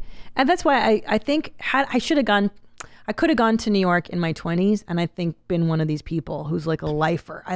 New York is the center of the universe. There's no reason to leave New York City. Like once you're that person who's embedded, you live there, you got your shit. It is clear. It is just that fantastic. Okay, let's do some sober in January and February is the reason to leave New York. I couldn't do it. Really? It's too cold? You spend all day hoping you could stay inside. Oh, and it's like you can't leave your apartment and the snow. New York, I can't do that. I won't do that. It's too much. Fuck weather. Yeah. I can't do that. Yeah, that's why I would never leave New York if it never got cold. I think that's why the Beastie Boys are bi-coastal. They come for our sunshine. They go back. See your lawn thrive this spring with your own custom lawn care plan from Sunday. Is there anything worse than looking at your lawn? I mean, your house is awesome, right? And then you look in the backyard and you're like, really? What are those patches? Really? Did the dog have to go to the bathroom all over that spot right there? Everybody sees it. Introduce Sunday. I love Sunday. I just went to sunday.com, put in my home address, and their free lawn analysis tool took care of the rest all in just seconds. They send you a kit and it has natural ingredients, okay? Stuff that I can actually pronounce, like seaweed, iron, and molasses, so you can grow better and feel better about it. Sunday uses soil and climate data to create a tailored nutrient plan so you can get all the stuff your lawn needs and nothing it doesn't. Let Sunday take the guesswork out of growing a greener, more beautiful lawn this spring. Visit getsunday.com/WMMA to get $20 off your custom lawn plan at checkout. That's $20 off your custom plan at getsunday.com/WMMA. Did your great-grandmother work hard to raise her children and keep her family together? Did your grandfather march for social justice and pave the way for change? Our ancestors were ordinary people who lived through extraordinary situations, something we can all understand today. Challenging times are nothing new, neither are resilient people. Ancestry helps you search billions of records to learn more about the ancestors who came through remarkable challenges so you could be here today. You can find details about their lives in records at Ancestry, see what they did to earn a living in a census record, or see their actual signature on a military record as they signed up to fight for our country. What a wonderful way to feel closer to the people who came before us. There's strength in every family story. Learn more about yours at Ancestry. Head to my URL at ancestry.com/WMMA to start your free trial. That's ancestry.com/WMMA. Okay, let's do some Pazsitzky effects before Rob has his big hot date. I can't wait. Pazsitzky effect. Oh, it's a new sound thing. I like the horns. It shows excitement. Funk Flex presents. Hey, teens. This is Mommy Michaela. I'm a dog mom and a cat mom from Dallas, Texas. Love the show. I just wanted to share my Pazsitzky effect. I have started, since listening to the show and hearing other people's effects, realizing that I do not have to wash every nasty cup, like those takeaway plastic cups or Tupperware container that gets a little too moldy. You know, like I have plenty of them and I complain about them taking up my space. So if one of them is gross from using it for bathing the dog or outside gardening, I don't have to wash it and use it again. I can just throw it away and have one less in my house. High and tight, keep sharing all those effects because they help me out a lot. This girl needs Machu Picchu. Holy shit. This moldy fucking container is taking up my space. You didn't realize you could toss it in the garbage? Whew. You've never been, but you've been that broke before. You're like, I can't throw away this Tupperware because it's Tupperware. It's moldy, yeah, but I got to wash it and reuse it. It's Tupperware. What? Listen, I'm either okay with the grossness or I'm not having it at all. I'm not going to like wash gross old stuff. Like that doesn't make sense to me. Wow. I'd rather fully be like, when I was fucked up, I lived like a hoarder. Like there was, my place was, I have pictures of it. My place, you would. I want to see that. It would blow your fucking mind. Did you have pathways? That's how you know you're level 5. Fully. I had clothes like everywhere and then stuff. And there was like and girls would come and have no idea what to do. And I'd be like, what are you, stupid? The narcissist in me is like, you can't figure out how to get to the couch and the bed? Like, what do you mean? Just don't step on that, or that. Like, it's so fucking easy. Yeah, you idiot. Yeah.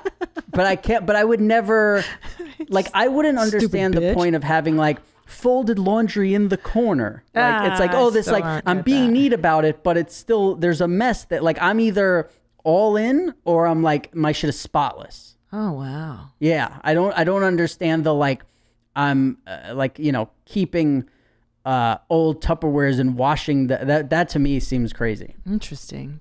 Yeah, I'm a fan of I buy the Glad Tupperware from the grocery store. Like I'll put it in the cart and then that way I just throw it away after like 1 or 2 uses. Yeah. I don't know. See, I like one meal a day. I'm no Tupperware. I don't use that's Tupperware. So true. Anything I have left over, I just put in a Ziploc baggie and then I eat out of it like a feeding bag the next day. I just open it like this and I push my face into the fucking counter and it comes. You into need my the mouth. wife show. Yeah. How many wives do we? Because a wife would be like, babe, you could put that food on a plate and we could. I don't microwave. have plates. I have 3 bowls. Bowls, like a dog. Yeah, buddy. I You have need 3 plates. bowls. Apparently you don't. Because I got none. Buddy, can I buy you plates for your next birthday? But here's the problem, right? If I'm moving to Austin, I'm not going to move the plates. Oh my God, you're doing that math in your head too. Yeah, well, whenever like, I get I gotta somewhere. move the fucking plates. Yeah, I buy 3 bowls. Okay. I use them for a year. If I'm going to move, I toss them. Okay. Yeah. You need a lady. That's what I'm saying. You do. You need a wife intervention. Oh, yeah. Do you have towels? Yeah, I'm good with that because I have OCD with stuff like that. So like my sheets are very good, my towels very good. Yeah, but I only have 2 towels, but they're always clean. They're always clean. Yeah. Would you have shower products? Do you have shampoo and soap? 2 different things? Oh, for sure. Okay. Yeah, I'm not fucking Bert. Like I'm not. You know what I mean? I'm not like I take pride in like.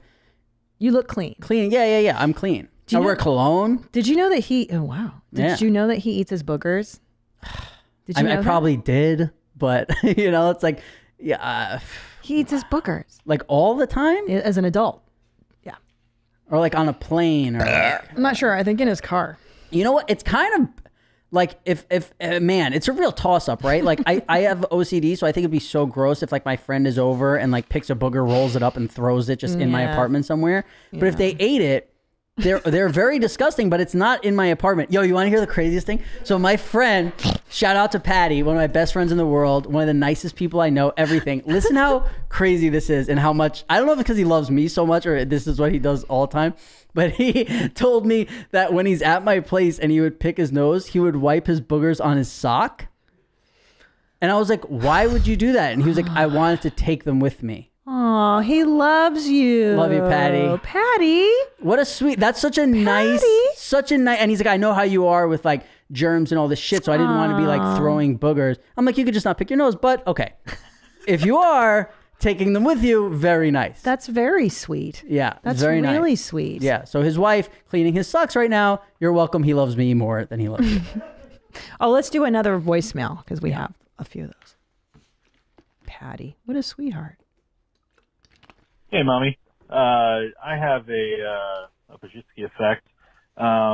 Something that I didn't realize until last year, I am 33 fucking years old, is you can wash your shower curtain lining. You don't just have to go buy a fucking new one. What? You can just wash it in the washer. What? And you don't even have to dry it. You just throw it right back on. Shut the fuck up. I did not know that. No. Yeah, thanks. Love you guys.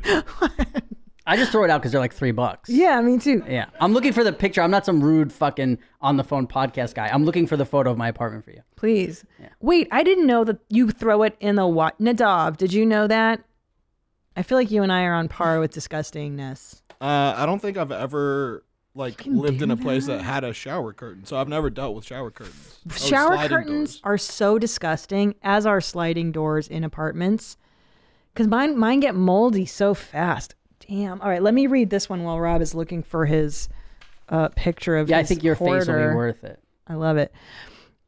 Fellow Eastern Blocker here. I'm a 30-year-old Russian mommy. For the past 3 years, I've been driving a car without having a sun visor. So every morning/evening when the sun was rising or setting, I would drive while holding one hand in front of my face.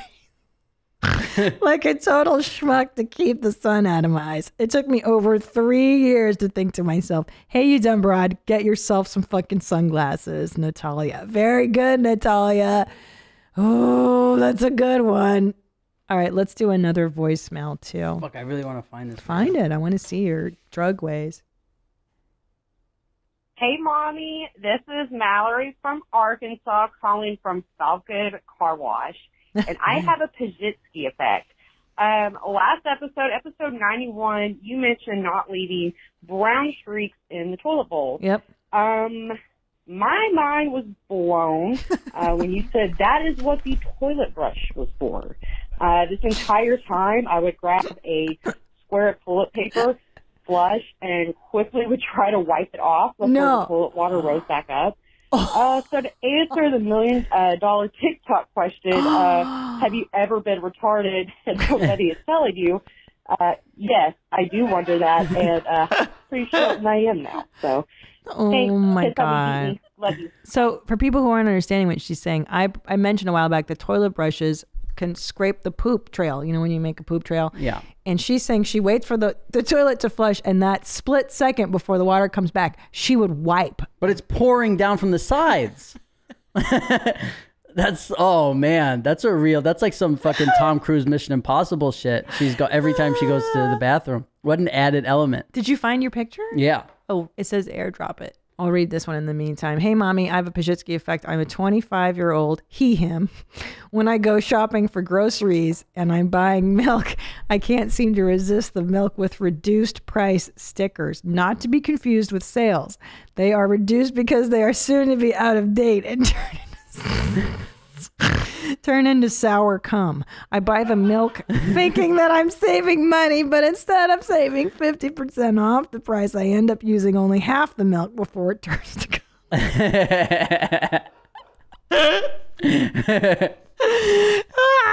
He's being cheap, and it's just, you end up not drinking. Okay, I'm going to look. Ready?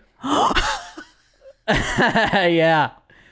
That was what, and by the way, just so you know, that thing in the corner to the left is a gigantic gym-sized treadmill that was in my one-bedroom apartment in Manhattan. And then, so I would sit in the corner where like, okay, so this is how crazy this is. I've never seen this like blown up. All the way in the left, you see there's like a pillow in the corner of the couch, right? Yes. That's for my arm. Then there's another pillow with no pillowcase in between there because that's where the cushions split, but I like to sit in the middle, so I'd sit there. Then on the arm of the couch, it sounded like this when you tapped on it because I smoked so many cigarettes, and that's where the ashtray was, and I would ash there, and all of the ash over the time made it like, because I would take like 12 Percocets and just fucking play online poker all day and then like wake up, do it again, wake up, do it again. And sometimes it was like, I would notice by the food boxes, like there would be like 21 pizza boxes and I'd be like, oh, it's been 21 days since I've left here. Yeah. So this is what it was. And then by the way, the craziest thing was all I had to do, I had like a service that would come and fucking do your laundry. All I had to do was put all that in a bag and give it to them. And I just couldn't do it. And by the way, the lotion there isn't for jerking off. I don't even know what that's for. Those sneakers on the bottom were a gift my friend gave me for my 18th birthday. I got this apartment when I was 19. For some reason, I brought them and they were 2 sizes too big. But I just left them there for like 7 years. I don't understand it was, looking at this big is really bringing me back to the insanity. How old are you here? What? So this is somewhere between probably 21 and 28, but I have no idea. Oh my, are those paper towel rolls under the glass table? Yeah, very good. Yeah. Well, that's good. And I remember one time there were these girls in the hallway and we heard them outside, and me and 3 of my friends were like, came back to my apartment to do drugs after we were out. And the girls, I had all this like coke on a book, and the girls came in, and I go, let me hide it under here, and I hid it under a see-through table. Like, so all these girls came walking in and just saw like a book on the floor covered in cocaine. I was like, hey, you guys like to party? Just such a fucking asshole. This is so wild. Dude. I don't even know what that big red thing in the middle of the floor is. Yeah, what is that? I don't know. But the treadmill was because I would fucking sit in here for 21 days straight. 21 days. Oh yeah, and I would get fat, and sometimes I'd be like, you know what, I need to lose like 5 or 10 pounds, and I wouldn't let myself watch Shark Tank unless I was on the treadmill because that was my favorite show. I do love Shark Tank too. Yeah. I've learned how to be a successful entrepreneur from watching Shark Tank. Big time. Yeah. This is wild. That is really crazy, dude. Yeah. Should I top it off with my Pazsitzky effect? Please. Yeah. I love it. I love it. So yesterday, I'm at fucking Whole Foods, and I go, I was just in I went to get like mouthwash or whatever, and my toothbrush that I have, like the brush is probably like maybe even a little bit smaller than like the width of your pinky, like that you brush your teeth with. So I'm looking at the toothbrushes, and they had one that was like this big, like the size of like a 50-cent piece. Wait, as a toothbrush? As a toothbrush. And I'm like, that seems, but then I started thinking, and I'm like, well, wouldn't that cut the time? I fucking brushed my teeth with it last night. It cuts the time by like 75% because instead of being like, okay, like tooth, gum, tooth, gum, like doing that whole thing, you're just in there. It's like the toilet brush. Like you're just, you're in your, and like my whole mouth, listen, I hate doing that kind of repetitive shit. Like brushing my teeth. I hate shitting every day. I so don't look forward to it. So when I find something that cuts the time by like, I mean, it just gave me now, like tonight, I'm like, I'll go brush my teeth. I don't care. It'll probably last for a couple of months where I'm still excited about it. Yeah. But the brush is just huge. Well, why aren't they making all the toothbrushes like that? That's what I'm like. This is not a Pazsitzky effect for me. This is the universe. The world. Yeah, like The what's world. going on, people? But apparently they are making them. We're just stuck in our fucking binary little brush, big brush. Way of thinking. Yeah, dude. But maybe but let me think this through. Maybe they're making them that size because people's mouths are small. Are they worried? But then we could go somewhere in the. There can be like, okay, do you use a 2 or a 3 or a 4? But it's always been like we all use a 1. This is bananas, dude. Crazy. I was brushing my teeth this morning. I was like, I know something no one knows. I'm like, I'm a fucking genius. Like how these things aren't selling like hotcakes. By the way, we should just make our own big toothbrush. Who's selling the big toothbrush? I know. That's what we should do. I know. We should put it on all these fucking podcasts. I know. And make it the ad for the podcast. Next thing you know, everybody, we're fucking boom to the top. I love it, dude. The big toothbrush. millions dollars. The big toothbrush. That's it. That's what it's called. Rob's big ass toothbrush. Yeah, coined. That's fucking brilliant, dude. That's what we got to do. Hey, Nadav, delete that whole thing. We're hitting the streets with this fucking big. Like, why would you ever use? I would after using it for one day. I'm like, I could never go back. I know. You know what I've been, but what I do now is the electric toothbrush. So I'm even lazier. I just hold it there. It goes, and I hold it. And I hold it. And I'm like, dude, what was I doing before? All this work, up, down, up, down. This is, it's way better. Yeah. Yeah, I agree. Big wow. toothbrush. Rob Iler, so many amazing insights today. Now you know how I made it. Woo! We went around the world and back. Thank you so much for sharing everything and for making Pajama Pants. I'm a huge fan. And thank you for playing AJ on The Sopranos. I really liked you there too. And I love you. You're just great. You're a great dude. I love you. And I'm very, you broke down my walls of like, I don't have any good friends I don't know for like 5 years, 10 years. You're in there. Can you get a high five? Something. Your hands are, you're okay? What? Oh, I'm not a germ. I'm not that germ. That way. No. Okay. Yeah. Excited. Yeah. Normally it takes somebody a long time to get in, but I think that's the thing, right? It's like, you watched me on TV for years. Yes. I watched you on TV for years. I felt like I knew you. You felt like you knew me. And now it's like, where when I used to see something stupid on TV and my brain would go to one of my friends I've known for 10 years, I'm like, oh, Christina's got to see this. Of course, now we're in it. I'm like, you got to see this right now. This person is a fucking idiot. And you're going to love it. But isn't that a real friend when you send like that or that inappropriate meme where you're on the fence? You're like, who can I send this to? Like when the big I don't even think that way. Oh, yeah. Like when the big dick COVID guy came out in the beginning. Right. Like whoever you sent that to, that's your real OGs. Yeah. You know what I mean? You got to know. Yeah. I just love people being so fucking dumb. I know. It's the best. If there was footage of like, by the way, all that picture is what you see for me being that age. And I'm so dumb. Like we could talk about it for 20 minutes. Imagine, thank God there's no video. Oh my God. Or social media. Yeah. Of just what an idiot I was. I know. All right. Well, next time we'll talk about it more. Okay. Leave me a voicemail, 213-375-5184. Where my mom's at gmail.com. That's it. You got your big date. Good luck. Let me know how it goes. Thank me. I thought you were talking about you. Do not eat. On the road. Oh yeah. I'll do all that shit. Don't eat in front of her though. No, I'm not going to eat. Okay. But I'm also like, I very much embrace all my flaws. Like I hit a girl with the flaws first. Like I'm like, here's why I'm weird. Here's why I do like. Smart. Yeah, I just can't. I can't be bothered. I'm not gonna like pretend to be somebody. Smart. Yeah. Because then it's out of the way, and then they'll just like you for you. Right. It's like why I fit in here and like nowhere else. That's you know. So true. Yeah. Amongst we're the like, YMH. You fucked up. Come here, buddy. Yeah. Yeah. What's Exactly. Your damage? Like all these people in LA try and pretend to be cool and like, oh, I'm there. Like I would never. I'm like, oh, I'm a fucking like. You should see me eat a chicken. You know, it's fucking disgusting. And I do it every night alone in the kitchen. Yeah, hey, want to go on a date? That's my dating profile is not the hottest one on the app. Please make a video of you eating your chicken. Bring that in next time. Yeah, I think it might. You know how like sometimes when you do the YMH live, like there's that sad part where you're like, oh, I don't feel good. Like it might hit you like that.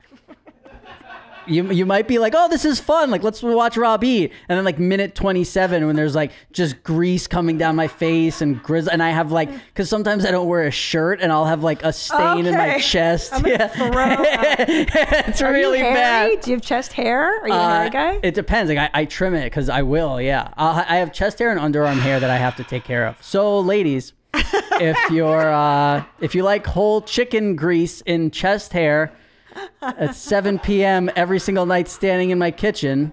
It's the guy. Yeah, I have a table in my living room. I've never put anything on it. I handle it all in the kitchen. And then I come outside and I'm like, hey, what am I going to put on here? It's time to find a lady.